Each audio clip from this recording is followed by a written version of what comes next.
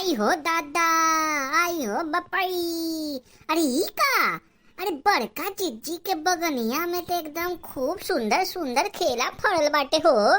बहुत छुपल रुस्तम निकली ई मोटका जिज्जी। ई मोटका तो अपना छुप छुप के केलवा खात खात हथे नंदन हो जात है। हमनी के तो भनक भी लगे नहीं दी है। अभी रुका, अभी दक्षिणा के बुलात हैं। अरे ओ दक्षिणा ही, दक्षिणा ही हो, अरे आओ जल्दी इन्ने आव। ई मोटका जिज्जी के पास तक कलिए दक्षिणा ही जा रहन केला मांगे खातिर, लेकिन बड़की जिज्जी बोलियन कि इनका बगीचा में ई बारी एको केला ना फड़ल बाटे। ई का यहाँ पे तो पूरा केले के बगान, केले के घोद लगल बड़ा हो। आई हो बपई रे, आई हो हमर राम, हम सब समझ गईन।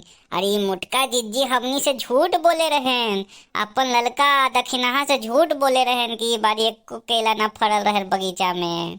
यहाँ तो एकदम बगीचा में केला के खान बाड़े, इतना खूब सुंदर पियर पियर केला फड़ल बाड़े।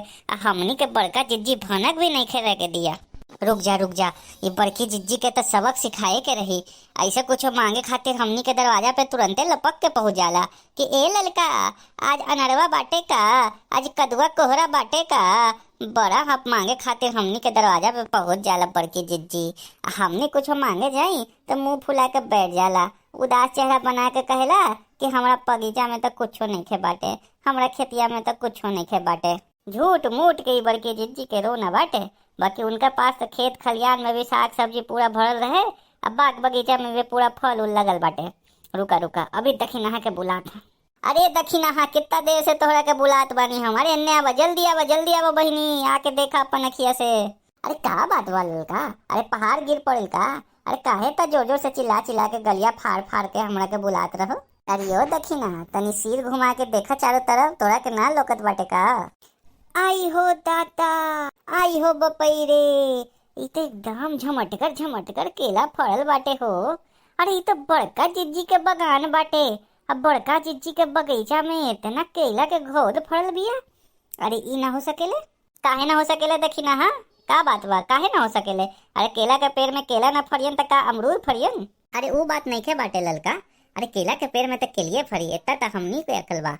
लेकिन कल हम जाने बा जाए रहे बड़का जिज्जी के पास केला मांगे कि ए जिज्जी, हमर घरे कथा बाटे, केला के पत्ता आ केला के तनी घोद बाटे, एक आध गो तो दे दही। तू तो जाने लो कि हमार बगीचा में अभी एको केला के पेड़ नहीं खे। तो जानी ला ललका, अरे बड़का जिज्जी हमरा के तो मना कर दीहीन। हमरा के बोलिन कि हमार बाग में एको केलवा ना लगल बाटे। उहे खातिर हम लौट के चल गेली, अब बगल में राम पर्वतिया के खेत में से जा करके केलवा लेके गेली कथा करावे खातिर। अरे हाँ दक्षिणा, हम सब जानत हैं, इहे खातिर तो तोरा उतना गला फाड़ फाड़ के तखनी से आवाज लगाए रहे, और तू हो कि सुने ते नहीं थे हमरा के। अच्छा, तो एक का मतलब मोटका जिज्जी हमनी से झूठ बोला रहने कि उनका बाग में केला नहीं खेवाड़ा। आओ नहीं तो का, यह बात बाटे, मोटका जिज्जी बहुत तेज हो गेल बाटे। अपन कोनो सामान के जरूरत पड़ी तो ले ललका, ए दक्षिणा, फलनवा दे दा, चिलनवा दे दा। अपन जब देवे के बारी आई तो नाक बहुत सिकुड़ा के खाली रोई कि उनका पास कुछो नहीं खे। ए ललका, एगो बात बोली बहनी। बोला, का बात हो गई? ए बहनी, ये इतना झमटकर मोट पियर पियर केलवा के देख के हमारा मन में बड़ी लालच आवेला बहनी। अरे बतवा एकदम सही कहत है दक्षिणा, हमरो केलवा देख के एकदम मनिया खुश हो गेल हो। तो का विचार बा, बड़की जिज्जी के बिना पता चलले उनका केला के गायब कर देवल जाए का?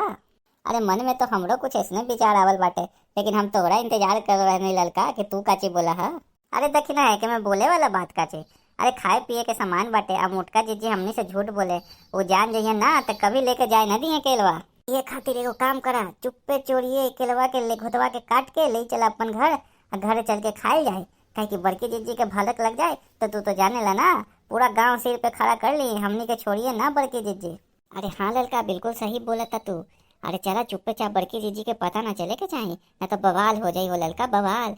अरे इतना सारा केला फड़ल बाटे, एक आध गोद हमनी ले जाए चुराई के तो थोड़े पता चली बड़की जिज्जी के। हाँ दक्षिणा, तो चला देर ना करा, एक पहले के कोनो खेत में आ जाए, कहे कि तू जाने लो ना बड़की जिज्जी के हाल। अरे हर 5 मिनट पे खेतिया के राउंड लगावेला बड़की जिज्जी, कहीं दूरे से देख ली भनक मिल जाई तो उनका खेतिया में कोनो घुसल बाटे तो बवाल कर दी, आ जाए हमनी सब धरा जाए। ये खातिर जल्दी खरा एक गो केला के घोदिया काट ला। ये दक्षिणा, लेकिन हमरा से ना तोड़ी हो। अरे तू लंबा बाटे, तूहे केलवा के घोदवा तोड़ के हमरा सिरवा पे रख दी, और दोनों जना ले करके एक घोद निकल जाए जल्दी से। ठीक बा ललका, तू चारों तरफ नजर बना के रखिया कि कोनो आए ना। आ जैसे कोनो के आहट मिले हमरा के फट से इशारा कर दिया, हम अभी लपक करके केलवा के घोदवा काट लेते हैं, सानियो की ना। ठीक है, जल्दी करा जल्दी करा। अरे यो ललका, अरे ठीक से पकड़ा बहिनी, गिरल जाते हैं। अरे बड़ा भारी बाटे हो केलवा के घोदवा हो। अरे बहिनी हम तो ठीके से पकड़ ले बाटे, अरे तू ठीक से पकड़ा। अरे दोनों जना मिल के ले चली ना ते जाई ना। अरे बड़ा भारी बाटे हो, बड़ा भारी बाटे।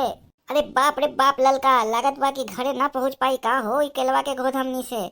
हमने तो समझ लिए कि 2 गो केलवा के घोद एक एक गो लेके चल जाए, लेकिन एक गो उठावे में हमनी के प्राण सूख जात हो ललका। अरे हाँ बहनी, अरे छोड़ा 2 गो घोद के चिंता, अरे एक गो सही से पहुंचा दा सही सलामत। हमरा तो ना लगे कि ई लेके हमनी ज्यादा दूर जा पाई। के बाटे हो हमारे खेतवा में। आई हो दादा, अरे मोरी मैया, आज तो लगेला दोनों के आज क्लास लगाई के छोरी मोटका जिज्जी। लागत वो दखी नहा के इधर आए थे जिज्जी। अरे हाँ ललका बहिनी, अब तो दोनों जना फंस गई, अब कैसे बचिया हो। अरे जिज्जी देख लिया अपना खिलवा के घोदवा के साथ, तो हमरा के छोड़ी ना। अरे ललका दखी नहा, तू दोनों का करत हो हमारा बगिया में। आई सिरवा पे खिलवा के इतना बड़का घोद उठाइल बड़ा तू दोनों। आई रे मेरी मैया हो, हमार केलवा के कुल्ले चुराई के ले जात हो ललका दखी नहा तू दोनों जना मिलके। आई हो दादा। ए हमार बड़की जिज्जी, अरे ऐसा कोनो बात नहीं थे जिज्जी, हमनी दोनों जना कोनो तोहार केलवा के ना चुराए थे। हाँ बड़की जिज्जी, अरे ललका सही बोले थे हो, हम दोनों तोहार खेतवा में से केलवा ना चुरा रहे जिज्जी। अच्छा हमरा के बुड़बक समझो का, हम अपन अखिया से तुम दोनों के रंगे हाथ पकड़ लिए चोरी करत, न तो तुम दोनों तो भगवान जाने हमार कुल्ले केलवा के भगवान है, तू खाली कर दो। अरे आज एक घोद केला काट के देखो तो कितना बड़का घोद काट लिए हो दादा हमार खेतवा के। कुल हमारे इतना पकड़ पकड़ केलवा के देख के हमरा कलेजवा पे सांप लौट गए। अरे तू दोनों के हम ना छोड़ब, तो दोनों हमरा के का समझ के रख ले बारू, हमार खेतिया के केला ले जाई हम चुपचाप रही। ये बड़का जिज्जी गुस्सा ना करो जिज्जी हो हमार, अरे केलवा के घोदवा तो नीचे जमीनिया पे गिरल रहे जिज्जी। अरे हाँ बड़की जिज्जी, ललका बिल्कुल सही बोले थे जिज्जी, हम दोनों जब आए रहे ना तोहार बगिया में तो देखा रहे कि केलवा के घोद तो नीचे गिरल रहे जमीनिया पे, तो हम दोनों सोची कि केलवा के घोद नीचे पड़ल पड़ल सड़ जाए, तो इहे खातिर हम दोनों सिरवा पे रख के अरे तोरे घरवा पे पहुँचाए रहे जिज्जी। देखा दोनों जना बहाना न बनावा, पकड़ा जाए पे तू दोनों झूठ बोले थे ना। अरे ना हमार बड़के जिज्जी, तोहार सर के कसम, अरे कोलवा के घोदवा तो हम तोहार घरिये पे दोनों जना मिल के उठाई के पहुँचा रहे बानी, इतने पे तू आ गए जिज्जी, हमनी पे चोरी के इल्जाम लगा दे। बताओ जिज्जी, हमनी के कितना मन दुखी हो गए जिज्जी, एक तो हम तोहार सामान के सही सलामत तोहार घर पे पहुँचा रहे और तू हमनी ही के चोर समझ बैठलू। आई हो राम, ई का पाप हो गई हमरा से, हम अपन ललका दखी नहा के चोर समझ बैठली। आई हो दादा, आई हो राम, ओ मार बपई।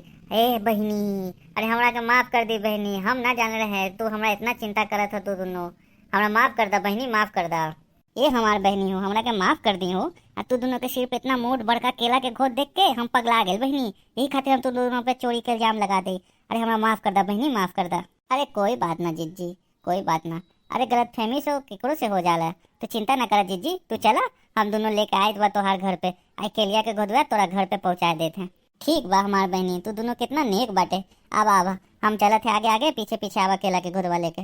हे भगवान, आज तो बाल बाल बच गेली ललका, अब तो चुपे चाप चला, आई केला खाए के सपना छोड़ा, और जिज्जी के यहाँ पहुँचाई ना तो जिज्जी तो बवाल कर दी बवाल। हाँ बहनी हूँ, आज तो केला खाए के सपना ही रह गई, अब तो चुपचाप पहुँचाए पड़ी बड़का जिज्जी के घर। चला कम से कम मार खाए से तो बच गई दोनों जना। हाँ दखिना, हाँ बिल्कुल सही बोला तू, अब चला चला जल्दी जल्दी और जिज्जी के यहाँ पहुँचा के आवल जाए। तो भैया बहनी लोग, आप लोगों के वीडियो कैसा लगे कमेंट करके जरूर बताएं। आप लोगों से विनती बा कि हमारे चैनल के जरूर सब्सक्राइब कर ली। आप लोगों के वीडियो अच्छा लगे तो एक ज़्यादा से ज़्यादा लोगों तक पहुँचाएं, वीडियो के लाइक करी और शेयर करी। तो हम मिलम रहुआ लोग से कोई नया वीडियो में, तब तक लगी राम राम।